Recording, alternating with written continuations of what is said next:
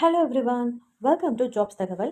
இன்றைக்கி நம்ம பார்க்க போகிற நோட்டிஃபிகேஷன் எங்கேருந்து பார்த்தீங்கன்னா, reserve bank of India service board இங்கேருந்து நம்ம பார்க்க போகிறோம். இந்த நோட்டிஃபிகேஷன் வந்து ஆர்பிஐலேருந்து ரிலீஸ் பண்ணியிருக்காங்க. என்ன போஸ்ட்டுக்குன்னு பார்த்தீங்கன்னா, கிரேட் பி ஆஃபீஸர்ஸ்க்கானது. இது வந்து ஒரு டைரக்ட் ரெக்ரூட்மெண்ட் தான், பட் ப்ரொபேஷனில் எடுக்கிறாங்க. ஸோ இந்த நோட்டிஃபிகேஷனுக்கான அப்ளிகேஷன் லிங்க் நான் வந்து டிஸ்கிரிப்ஷன் பாக்ஸில் கொடுக்குறேன். அதை கிளிக் பண்ணி டேரெக்டாக அப்ளை பண்ண ஸ்டார்ட் பண்ணிவிடுங்க. அண்ட் இந்த நோட்டிஃபிகேஷனில் என்ன மாதிரியான எலிஜிபிலிட்டி கேட்குறாங்க, யாரெல்லாம் இதுக்கு அப்ளை பண்ணலாம், எவ்வளோ பே ஸ்கேல் அண்ட் எவ்வளோ வேகன்சிஸ் கேட்குறாங்க அப்படின்ற கம்ப்ளீட் டீட்டெயில்ஸை பார்க்க வாங்க வீடியோக்குள்ளே போகலாம்.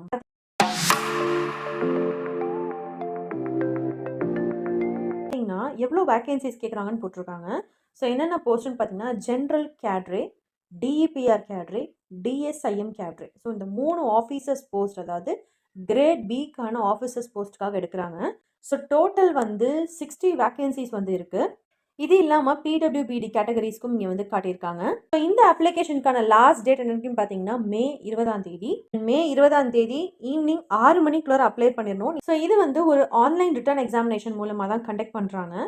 ஸோ ஆஃபீஸர்ஸ் பி, அதாவது ஜென்ரல் கேட்டகரிக்கு பார்த்தீங்கன்னா ஃபேஸ் 1 ஃபேஸ் 2 2 எக்ஸாம் கண்டக்ட் பண்ணுறாங்க. ஒன்று ஆன்லைன் எக்ஸாம், ஃபேஸ் 2 வந்து paper 1 paper 2 paper 3 online examination அப்படின்னு சொல்லியிருக்காங்க.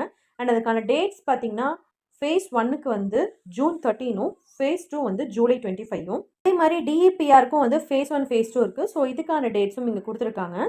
மோஸ்ட்லி ஃபேஸ் 1 வந்து எல்லா எக்ஸாமே வந்து ஜூன் 14லே நடந்துருது. ஃபேஸ் 2க்கான எக்ஸாம் வந்து ஜூலை மந்த் வந்து கண்டக்ட் பண்ணுறாங்க. ஸோ இங்கே வந்து பர்சன்டேஜ் போட்டிருக்காங்க இல்லையா? ஸோ பர்சன்டேஜ் போட்டிருந்தா என்னன்னு பார்த்தீங்கன்னா, அவங்க வந்து 2 பேப்பர்லையுமே வந்து அப்பியர் ஆகணும் அப்படின்றது மீனிங். ஸோ அதனால் இதை கிளியராக படிச்சுட்டு அப்புறமா அப்ளை பண்ண ஸ்டார்ட் பண்ணுங்கள். ஏஜ் லிமிட் வந்து 30 இயர்ஸ்க்கு மேலே இருக்கக்கூடாது அண்ட் மினிமம் 21 இயர்ஸ்லேருந்து நீங்கள் அப்ளை பண்ணலாம். எஜுகேஷனல் குவாலிஃபிகேஷன் பார்த்தீங்கன்னா, ஜென்ரல், அதாவது இந்த டிஆர் கிரேட் பி கேட்டகரிக்கு வந்து ஏதோ ஒரு மினிமம் குவாலிஃபிகேஷன் வித் 60% எடுத்துருக்கணும். அப்படி இல்லைனா போஸ்ட் கிராஜுவேட்டில் வந்து 55% எடுத்திருந்தா போதும். அந்த கிராஜுவேஷன் லெவலும் எப்படி இருக்கணும்னா, கிளாஸ் 12th முடிச்சு அதுக்கப்புறமா நீங்கள் ஒரு டிகிரி, மினிமம் 3 இயர்ஸ் டிகிரியாச்சு பண்ணியிருக்கணும். டிஇபிஆருக்கான எசென்ஷியல் குவாலிஃபிகேஷன் என்னன்னு பார்த்தீங்கன்னா, எம்ஏ ஆர் எம்எஸ்சி எக்கனாமிக்ஸில் முடிச்சிருக்கலாம்.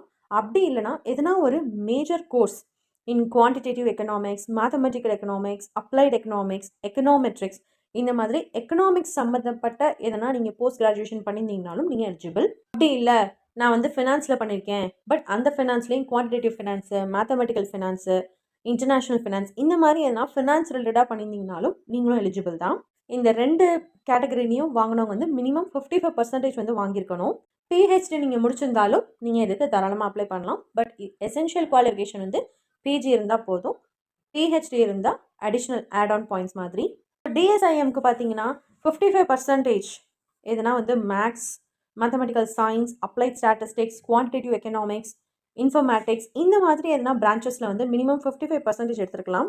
இல்லைனா நீங்கள் data science, artificial intelligence, machine learning, big data analytics, இந்த மாதிரி எதனா ஒரு ஃபீல்டில் வந்து ஸ்கோர் பண்ணியிருக்கலாம்.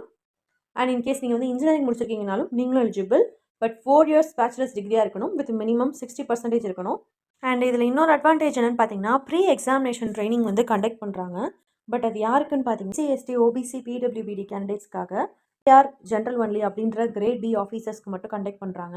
என்ன மாதிரியான ட்ரைனிங் இருக்குன்னு பார்த்தீங்கன்னா, ஃப்ரீ ஆஃப் காஸ்ட்டில் வந்து ஃபேஸ் 1 அண்ட் ஃபேஸ் 2. ஸோ இந்த ப்ரீ எக்ஸாமினேஷன் ட்ரைனிங்கில் என்ன ப்ரொவைட் பண்ணுறாங்கன்னு பார்த்தீங்கன்னா, ஃபஸ்ட்டு வந்து ஒரு ஃபேஸ் 1 ட்ரைனிங் கொடுக்குறாங்க. அந்த ஃபேஸ் 1 ட்ரைனிங்கில் யாரெல்லாம் வந்து சக்ஸஸ்ஃபுல்லாக கிளியர் பண்ணுறாங்களோ அவங்களுக்கு மட்டும்தான் ஃபேஸ் 2 ட்ரைனிங் வந்து ஆன்லைன் மோடில் கண்டக்ட் பண்ணுறாங்க. ஸோ இதுக்கான டீட்டெயில்ஸ் வந்து இதே நோட்டிஃபிகேஷன் அப்பெண்டிக்ஸ் 4ல் வந்து இருக்குது. அண்ட் அதே மாதிரி இது அப்ளை பண்ணுறதுக்கான அப்ளிகேஷன் சார்ஜ் பார்த்தீங்கன்னா, எஸ்சி எஸ்டி பிடபிள்யூபிடிக்கெலாம் வந்து இன்டிமேஷன் சார்ஜஸ் மட்டும்தான். அது இல்லாமல் 100 + 18% ஜிஎஸ்டி. இதே மாதிரி ஜென்ரல், ஓபிசி, இடபிள்யூபிசிக்கு வந்து அப்ளிகேஷன் ஃபீஸும் ப்ளஸ் இன்டிமேஷன் சார்ஜஸும் இன்க்ளூடடு. ஸோ அப்படி பார்த்தீங்கன்னா 850 + 18%. அண்ட் யாராச்சும் ஆர்பிஐ ஸ்டாஃப் இருந்தாங்க அப்படின்னா அவங்களுக்கு எந்த சார்ஜஸும் கிடையாது. ஸோ பே ஸ்கேல் பார்த்தீங்கன்னா பேசிக்காகவே வந்து 78,450 per month தராங்க. இது வந்து கிரேட் பினாலே மோஸ்ட்லி எல்லாத்துக்குமே இதே கேட்டகரி தான். இது இல்லாமல் special allowances, grade allowances, dearness allowance, local compensatory allowance, house rent allowance, learning allowance, இந்த மாதிரி நிறைய அலோவன்சஸ் உண்டு. அண்ட் கேண்டிடேட்ஸ் வந்து சீனியாரிட்டி பேசிஸில் தான் வந்து செலக்ட் பண்ணுவாங்க. அடுத்து வந்து எக்ஸாமினேஷன் சென்டர்ஸ் வந்து எங்கெல்லாம் மோஸ்ட்லி இருக்கும் அப்படின்னு இங்கே கொடுத்துருக்காங்க. தமிழ்நாட்டுக்குன்னு பார்த்தீங்கன்னா, சென்னை, கோயம்புத்தூர், ஈரோடு, மதுரை, விருதுநகர், சேலம், நாமக்கல், திருச்சிராப்பள்ளி, திருநெல்வேலி, தஞ்சாவூர், வேலூர், நாகர்கோயில், கன்னியாகுமரி, விழுப்புரம், கடலூர், ராமநாதபுரம், தூத்துக்குடி, திருப்பூர் இந்த மாதிரியான லொகேஷன்ஸ்ல உங்களுக்கு எக்ஸாம் சென்டர் இருக்கும். தமிழ்நாட்டுல வந்து சென்னை அண்ட் மதுரையில மட்டும் தான் அலோகேட் பண்றாங்க. அண்ட் டிஇபிஆர், டிஎஸ்ஐஎம் இந்த போஸ்ட்டுக்கெல்லாம் வந்து அதே மாதிரி சென்னை, மதுரையில மட்டும் தான் லொகேஷன் சென்டர் வைக்கிறாங்க. ஸோ இத அப்ளை பண்ணும்போது, இதுக்கு முன்னாடி என்னெல்லாம் எடுத்து வைக்கணுன்றத செக் பண்ணிட்டு அப்ளை பண்ண ஸ்டார்ட் பண்ணுங்க. ஒரு ஃபோட்டோகிராஃப் தேவைப்படும், சிக்னேச்சர் தேவைப்படும் அண்ட் இந்த அப்ளிகேஷன்ல லெஃப்ட் தம்ப் இம்ப்ரஷன் வந்து கேட்குறாங்க. ஸோ அதெல்லாம் எதுல கேட்குறாங்க, எப்படி எவ்வளோ எம்பில ஃபோட்டோ எடுக்கணும் அப்படின்றதெல்லாம் கம்ப்ளீட்டா ரீட் பண்ணிட்டு அப்ளை பண்ண ஸ்டார்ட் பண்ணுங்க.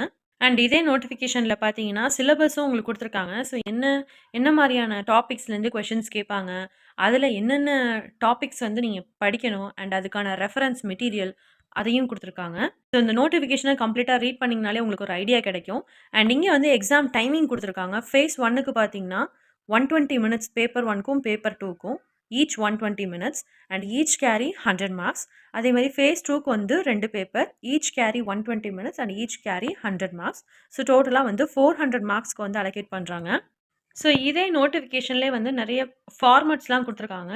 இப்ப வந்து இதுல எதனா வந்து காஸ்ட் ஃபார்மேட்டு, இல்ல ஓபிசி சர்டிஃபிகேட் இந்த மாரி எதனா கேட்டிருந்தாங்கன்னா, அதுக்கான ஃபார்மேட்டும் இதுல இருக்கு லாஸ்ட்டா. ஸோ இந்த நோட்டிஃபிகேஷன் உங்க எல்லாத்துக்குமே ரொம்ப யூஸ்ஃபுல்லா இருக்கும்னு நம்புறேன். இது உங்க ஃப்ரெண்ட்ஸ்க்கும் ஷேர் பண்ணுங்க. தேங்க்ஸ் ஃபார் வாட்சிங்.